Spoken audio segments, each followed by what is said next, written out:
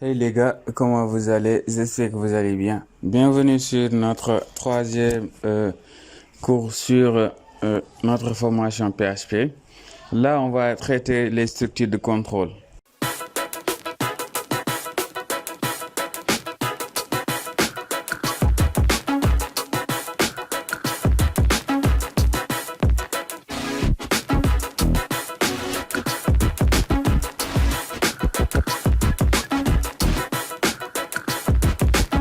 C'est quoi une structure de contrôle? Les structures de contrôle permettent de faire des tests de contrôle dans un programme.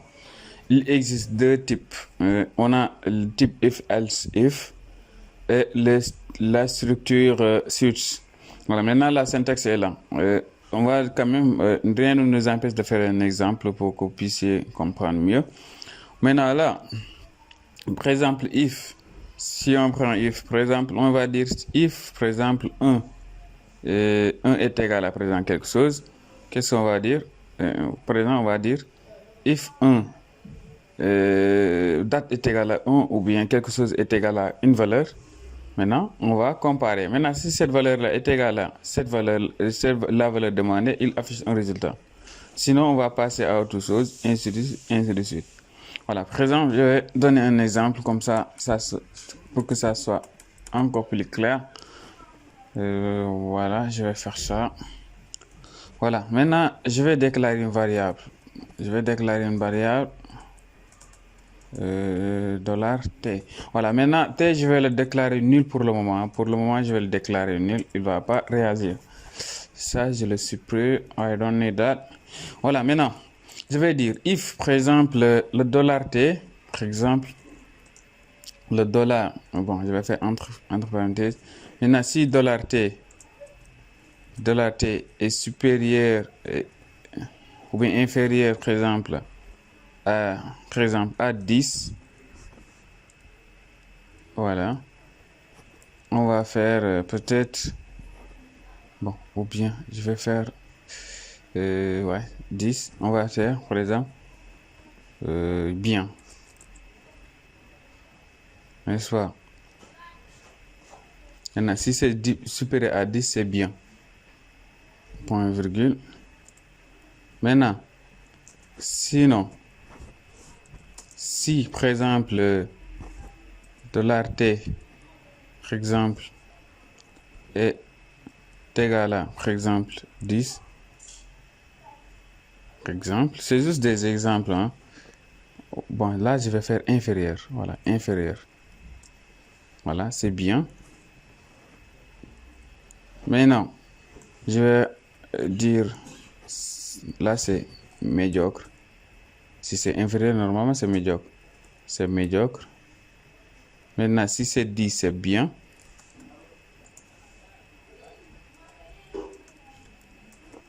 Présent, je vais faire, bon, écho. J'ai oublié le écho là. Voilà. Là, écho. Bien. Voilà. Sinon, else, sinon, très bien. Voilà, c'est-à-dire si c'est plus de 10, c'est très bien. Écho. Très bien. Voilà. Maintenant, pour tester, je vais faire la 9. Voilà. Je vais prendre comme valeur 9. Si je réactualise la page, au niveau de la ligne 11, il y a une erreur. Ok, il y a point virgule ici. Bon, tout le temps, il y a ces genres d'erreurs que commun.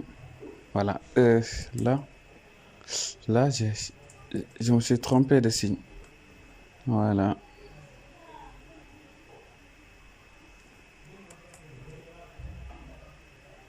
Voilà, médiocre. Maintenant, là, qu'est-ce qu'on vient de dire? On a dit si 10 est supérieur à la valeur qu'on a donnée, donc c'est médiocre. Maintenant, si c'est 10, par exemple, je vais prendre 10 maintenant. Bon, on va faire 7 ou 25. Si je recompile, c'est toujours médiocre, n'est-ce pas? Si je fais 10 maintenant, normalement c'est bien. Voilà, c'est bien. Maintenant, si j'ai 11, c'est très bien. Si c'est 19 aussi, c'est très bien. Voilà. J'espère que vous l'avez compris. Voilà. Maintenant, on va prendre comment dirais le switch. Voilà. Et prendre le même exemple si on veut, ou bien prendre le cas de la semaine. Voilà. Par exemple, le syntaxe est simple. Vous donnez d'abord, il faut créer une variable, comme on l'avait fait tout à l'heure. Ensuite, après avoir déclaré la variable, on va essayer par exemple de donner chaque contenu correspond à quoi, ainsi de suite, ainsi. Là, par exemple, je donne un exemple moi j'aime plus vous donner des exemples comme ça. Voilà, vous voyez de vous-même le résultat. Là, par exemple, bon, je veux faire ça. Voilà, pour commenter tout. Voilà. Maintenant, par exemple, je vais faire dollar, par exemple, choix. Choix est égal à nul. Je vais le déclarer en nul pour le moment. Voilà. Maintenant, je vais faire switch. Switch choix. C'est notre variable. Switch choix. Voilà. C'est-à-dire le choix qu'on a fait. Voilà. Maintenant, je fais entre côtes. Voilà. Maintenant, je dis case. Par exemple, case 1. Maintenant, je dis, par exemple, case 1. Voilà. 1 si je veux. Par exemple, qu'est-ce que je vais afficher si c'est 1? Je vais afficher echo. Par exemple, lundi, si je veux. Lundi. Voilà, je fais break. Bon, point virgule d'abord. Voilà, echo. Autant pour moi, break. Voilà. Exemple, deuxième cas, bon, je vais copier juste ça parce que ça va pas changer. Je vais faire... Oh. Qu'est-ce que je fais là? Je fais ça. Voilà. Voilà. Voilà. Maintenant, on a lundi, mardi, mercredi. Lundi, mardi, mercredi. Je fais jeudi. Jeudi. Bon, je fais ça. Jeudi. Vendredi. Voilà, vendredi. Samedi. Samedi.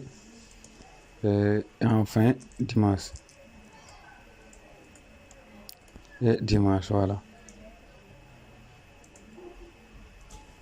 Voilà. Maintenant, je vais effectuer les modifications. Maintenant, on peut définir, par exemple, si jamais... Bon, on va faire déjà lundi, mardi,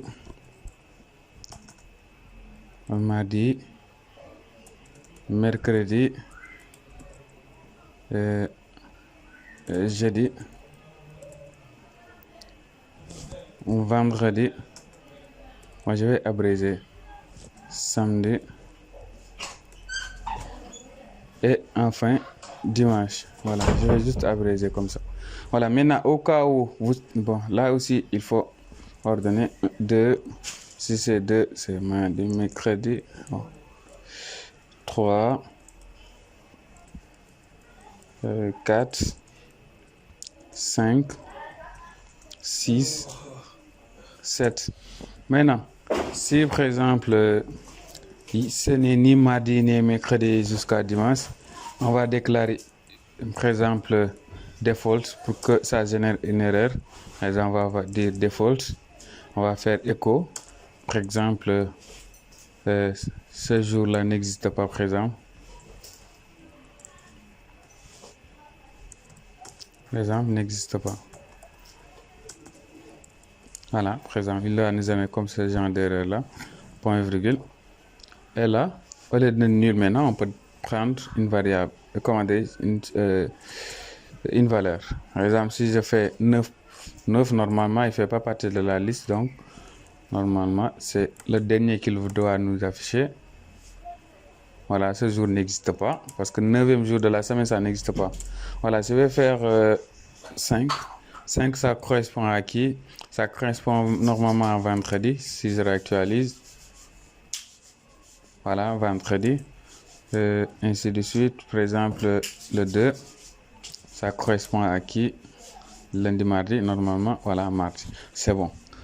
Voilà, maintenant là, c'était les switch et la condition if. Voilà, maintenant on va voir les boucles. Les boucles, on a while, le boucle while, qui prend juste un argument plus, par exemple, le code. Il y a ce qu'on appelle le do while et il y a le for.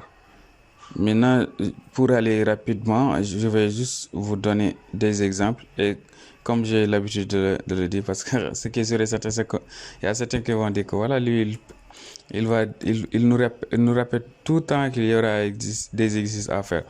Voilà, c'est parce que c'est important. La programmation, les cours, c'est facile à se procurer. Maintenant, c'est les exercices qui vont faire la différence. Voilà. Si vous maîtrisez, si vous parvenez à faire des exercices, là, voilà, c'est hyper important. C'est pourquoi moi, je favorise tout le temps de faire des exercices. Voilà. Maintenant, là, je vais prendre un exemple avec while. Par exemple, si je déclare, par exemple, une variable x, par exemple, on va l'initier à 1. Voilà, maintenant, si je dis while, tant que, while ça signifie tant que. Maintenant, on dit tant que x, tant que la variable qu'on avait déclarée tout à l'heure, x, est inférieure ou égal à 5, n'est-ce pas? Qu'est-ce qu'on va dire? Par exemple, toujours point virgule ici à ce niveau. Voilà. Maintenant, qu'est-ce qu'on va dire? On va dire echo, on va afficher, par exemple, le nombre est, par exemple, voilà, on fait point ici. Ou bien je vais juste afficher le nombre comme ça, voilà, $x, point virgule, comme ça. Voilà. Maintenant, on va incrémenter. Tout à l'heure, au niveau des opérateurs, on avait vu l'incrémentation. Voilà, on incrémente. Voilà. Le programme, qu'est-ce qu'il va faire? Il va essayer de compter maintenant. Il va commencer par 1, puis il va afficher 2, 3, 4, jusqu'à 5. Maintenant, si je réactualise ma page, voilà, 1, 2, 3, 4. Maintenant, pour que ça soit lisible, cette fois-ci, par exception, je peux faire ce format d'affichage. Par exemple, faire le nombre, par exemple, et par exemple, 2 points. Voilà, pour qu'il y ait une séparation. Je fais point ici. Voilà. Maintenant, je fais un autre point pour faire BR, pour qu'il puisse aller à la ligne supérieure. Voilà, BR. Voilà. L'affichage va changer. Voilà, nombre 1, le nombre est 2, ainsi de suite, ainsi de suite. Il va compter. Maintenant, si je fais est égal à 100 aussi, bon, pour ne pas trop booster ma machine, je vais juste rester sur 15. Voilà. Il va compter de 1 jusqu'à 15. C'est important. Voilà. Surtout quand vous faites les tables de multiplication. Si vous voulez coder, par exemple, votre table de multiplication, c'est vraiment simple. Voilà. Maintenant, on va faire ce même travail avec cette fois-ci do while. Voilà, je vais commenter voilà ça. Maintenant, pour l'utiliser ce code-là avec do while, je vais faire x, $x, par exemple, je vais l'initier à 1. Voilà, maintenant, je vais faire do, faire tant que. C'est ça qu'on appelle faire tant que. Je vais faire quoi? Je vais faire echo. Bon, je vais afficher, je vais prendre ce même message. Voilà. Je vais faire, bon, point virgule ici aussi, pour ne pas oublier. Je vais faire ça tant que, par exemple, bon, je fais ça. Voilà. Maintenant, on va, tant que, par exemple, celui-là existe, on va faire incrémenter. Incrémenter, plus, voilà. Et ensuite, on va dire quoi? Tant que quoi? Tant que while, par exemple, est supérieur et inférieur autant pour moi à 5. Et inférieur à 5. Voilà, on est cool. Maintenant, si j'exécute le programme, là, on va rester sur quelque chose de basique. Là, j'ai utilisé strictement supérieur à 5. Donc, du coup, le 5 ne fera pas partie de notre affichage. Maintenant, comme le cas précédent, je vais ajouter égal ici. Comme ça, il va prendre en compte le 5 parce que là, on vient de lui dire que tout ce qui est supérieur, inférieur ou égal à 5. Donc, l'affichage va changer. Là, on aura 1, 2, 3, 4 et enfin le 5. Voilà, ça c'est la méthode do while, c'est-à-dire faire tant que. Voilà. Et en dernier exemple, on va essayer d'utiliser ce même bout de code en utilisant cette fois-ci for. Voilà, je vais commenter. Je vais faire ça pour mettre un peu d'espace. Voilà, pour ordonner. Pour faire la programmation, c'est très important en tout cas, de séparer vos bouts de code pour mieux vous référer une fois, en tout cas, perdu. Voilà, maintenant on va utiliser notre dernier bout de code qui est, par exemple, for. Pour l'utiliser, on va initier, parce que tout à l'heure, si vous remarquez bien, on a initié en dehors de notre boucle les variables. Voilà, maintenant, cette fois-ci, avec for, on va l'initier au niveau du boucle même. On va faire x est égal à, par exemple, 1, point virgule. On va dire, tant que, par exemple, tant que x, par exemple, est inférieur est égal à 10, on va incrémenter. Voilà, on va incrémenter x plus. Voilà. Maintenant, on va prendre le même bout de code, voilà, ici, et on va le mettre là. Bon, on va rester quelque chose de basique, on va rester sur le 5, voilà. Maintenant, si je compile, ou bien le 6 pour vous montrer, si je compile, voilà, maintenant on a 1, 2, 3, 4, 5 et 6. Voilà, c'est hyper simple à faire. Maintenant, si je voulais... C'est ça qu'on utilise en général pour faire vos tables de multiplication. C'est pourquoi c'est important de le comprendre. Sinon, si vous avez des soucis, n'hésitez pas à me faire signe au niveau des commentaires. Comme ça, ce serait un plaisir, un réel plaisir de vous aider, de vous guider. Voilà. Et aussi, vous pouvez me rejoindre sur mes réseaux sociaux si vous avez des codes d'erreur qui sont erronés. Parce qu'au niveau de YouTube, vous ne pouvez pas m'envoyer des captures d'écran. Donc, n'hésitez pas à me suivre sur Instagram ou bien sur Facebook. Voilà, comme ça, on aura envoyé des captures d'écran pour que vous puissiez vous retrouver. Voilà, maintenant, on va finir par notre petite conclusion. Voilà, au cours de cette séance, nous avons pu voir les types de données en PSP. On a traité les opérateurs, les structures de contrôle et les structures de boucle. C'est-à-dire les structures de contrôle, c'est le switch et condition if-else. Les boucles, c'est le for, while et do while. Et là, ce qu'il nous reste à faire, c'est de commencer les TP. N'hésitez pas à liker la vidéo et aussi d'activer la cloche de notification pour ne pas rater les exercices qu'on aura, en tout cas les TP. Et aussi pour les TP, préparez-vous. N'hésitez pas à aller voir la première, la deuxième séance avant de finir avec la troisième séance. Parce que les TP là qu'on va faire seront liés. Donc du coup, ce que je vous conseille, c'est d'aller visualiser la première, la deuxième vidéo. Comme ça, vous allez vous retrouver, serez en tout cas apte à faire les exercices vous-même. Voilà, et on va essayer de s'organiser pour voir comment on peut faire pour les traiter. Merci les gars, c'est la fin de la vidéo. Si la vidéo vous a plu, n'hésitez pas à liker, à s'abonner, à partager. Merci.